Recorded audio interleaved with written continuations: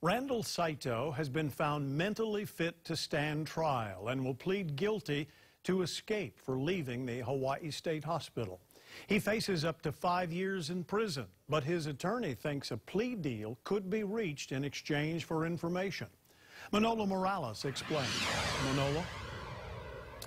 Well, Joe Saito is found mentally fit, also raises the possibility of him being released after serving his sentence. But even Saito's attorney admits it will be a challenge.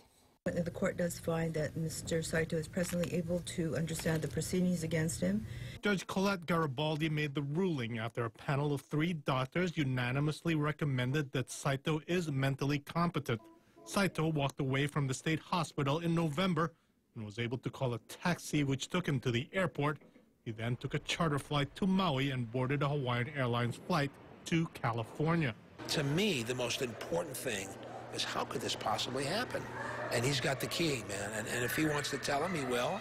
And if he doesn't want to tell him, he won't. Green says it would make sense for the state to offer Saito a plea deal to get to the bottom of the escape to make sure it doesn't happen again. This was extremely well planned and carried out almost perfectly. And you would think that they would offer me a lot. After Saito serves his sentence, he will be sent back to the state hospital, where he spent 37 years after being found not guilty by reason of insanity for the murder of Sandra Yamashiro. Since Saito has been ruled mentally fit, Green will argue that Saito should be released. But Green will have to prove that Saito is not a danger to himself or the community. He admits it will be a challenge. I have no doubt the state will bring in psychiatrists or experts that will say that he's very conniving and he's very deceitful, and there's something bubbling under there where he presents a danger to himself or others out there. But that's where the fight's going to be. Green tells me that Saito actually prefers being held here at OCCC because he feels it's more dangerous to be at the Hawaii State Hospital.